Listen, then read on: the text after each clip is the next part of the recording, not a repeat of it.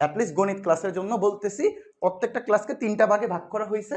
প্রথমে আমরা বেসিক শিখবো, এমনকি ওই বেসিক রিলেটেড যত ধরনের জব পরীক্ষার কোশ্চেন আছে ওইগুলো আমরা সলভ করানোর চেষ্টা করব। দেন আপনাদের ফাইনালি একটা হোমওয়ার্ক দিয়ে দিব, যেটা আপনারা বাসায় বসে বসে প্র্যাকটিস করবেন। ওকে, তাহলে চলেন আমরা শুরু করি। আমাদের প্রথম যে টপিকটা, আমাদের আজকের ক্লাসের প্রথম টপিক সংখ্যা। এই সংখ্যার মধ্যে আমরা শিখবো হলো দশমিকের যোগ, বিয়োগ, গুণ, ভাগ। কেন এগুলো শেখাচ্ছি? কারণ আমাদের প্রথমেই বলে নিছি যে আমাদের কি থাকবে না, ক্যালকুলেটর ব্যবহার করার সুযোগ থাকবে না। সো যদি দশমিকের যোগ, বিয়োগ, গুণ, ভাগের কোনো ম্যাথ চলে আসে, সেই ক্ষেত্রে আমরা কিভাবে ক্যালকুলেশনটা করব, আমরা একদম বেসিক থেকে আলোচনা শুরু করব। যেহেতু আগে আমাদের ক্যালকুলেশন হেক্সটা, মানে আমরা কিভাবে হ্যান্ড ক্যালকুলেশন করব, হাতে হাতে কিভাবে ক্যালকুলেশন করব, ওই শর্টকাট টেকনিকগুলো দেখাবো। তারপরে আমরা কি করব, মেইন পড়াশোনা শুরু করব। যেহেতু আমরা আজকে প্রথম ক্লাস, আমি একদম সম্পূর্ণ ডিটেলসে বলে দিলাম যে আমরা আসলে কিভাবে গণিতটা পড়াবো। সো যারা একেবারেই গণিতে দুর্বল, তারাও যদি আমাদের থেকে প্রথম থেকে শেষ পর্যন্ত প্র্যাকটিস করার চেষ্টা করেন বা একটু পরিশ্রম বেশি করেন, তাহলে আশা করি আপনি এই ক্লাস থেকে ফায়দা পাবেন, অবশ্যই পাবেন ইনশাআল্লাহ।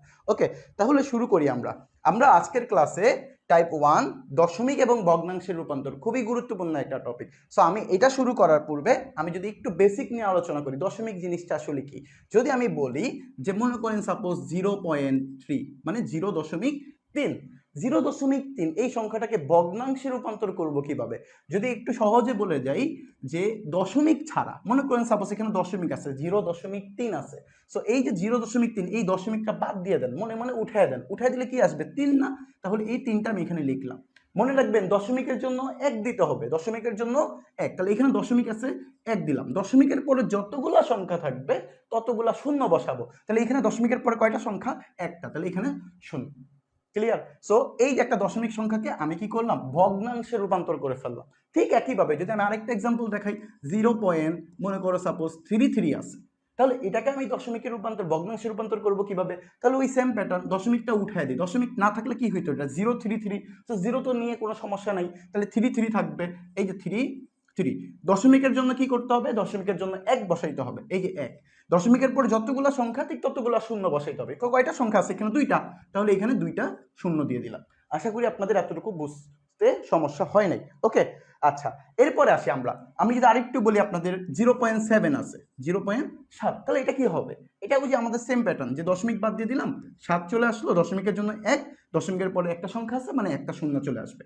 ওকে, যদি আমি আরেকটু দেখাই, আরেকটু কি মনে করেন সাপোজ আসলো 1.16, 1.16, তাহলে এটা কি হবে?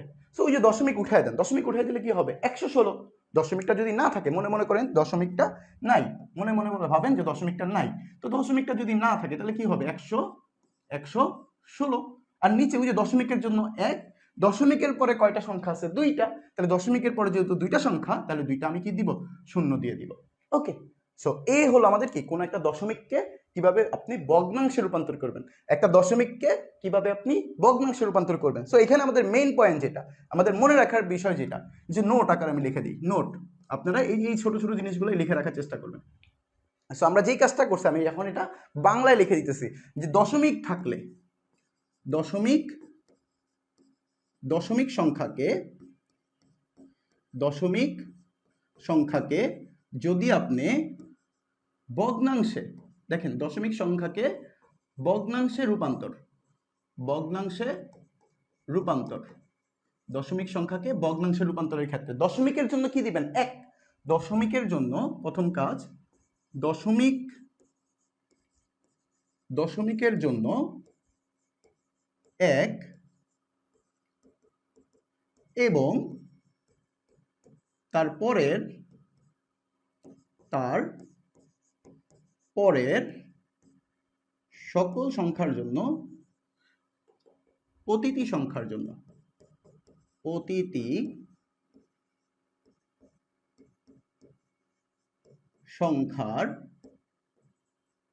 জন্য শূন্য বসাবো। সো এই যে একটা পার্ট, এই পার্টটা কিন্তু আপনার মনে রাখতেই হবে। সো এটা যদি মনে রাখেন, তাহলে দেখেন আমি যদি এখন একটা এক্সাম্পল দেখেন, আমি আপাতত জাস্ট বেসিকটা দেখাচ্ছি, এরপরে দেখবেন কি এই টাইপের যে ম্যাথগুলো আছে না, সেগুলো আপনার জন্য একদম পানি পানি মনে হবে। ওকে, সো আমরা যদি একটু দেখি, আমরা যদি মনে করেন একটা ম্যাথ দেখাই, লাস্ট একটা প্র্যাকটিস আপনাদের, আমরা প্রশ্ন রিলেটেড যাওয়ার আগে আমরা একটা ম্যাথ দেখাই প্র্যাকটিসের জন্য, একটা ম্যাথ দেখাই, মনে করেন সাপোজ এইখানে দেখাচ্ছি এক্সাম্পল। দেখেন আপনারা উত্তর দেওয়ার চেষ্টা করবেন। এক্সাম্পল, ওকে, এক্সাম্পলটা কি? মনে করেন আমি সাপোজ বলে দিলাম যে 12.3। সো এটারে ভগ্নাংশের উপরে প্রকাশ করলে কি আসবে? দেখি তো কারা কারা উত্তর দিতে পারেন, দেখি কারা কারা উত্তর দিতে পারেন। ওকে, মাশাআল্লাহ। দেখেন তাহলে দশমিকটা আমরা উঠাই দিব, উঠাই দিলে কি আসবে? 123। তাহলে 123 যে উপরে বসাই দিই। আর দশমিকের জন্য কি দিব? দশমিকের জন্য 1 বসাইতে হবে, দশমিকের জন্য 1। দশমিকের পরে কয়টা সংখ্যা আছে? আগেরটা না কিন্তু, দশমিকের আগে কয়টা সংখ্যা আছে আমরা দেখে কোনো লাভ নাই। দশমিকের পরে কয়টা সংখ্যা আছে? একটা সংখ্যা আছে। তাহলে দশমিকের পরে যেহেতু একটা সংখ্যা আছে, এই একটা শূন্য।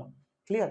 ওকে, সো আশা করি কোনো একটা দশমিক সংখ্যাকে ভগ্নাংশে রূপান্তরের ব্যাপারটা আপনাদের ক্লিয়ার হয়ে গেছে।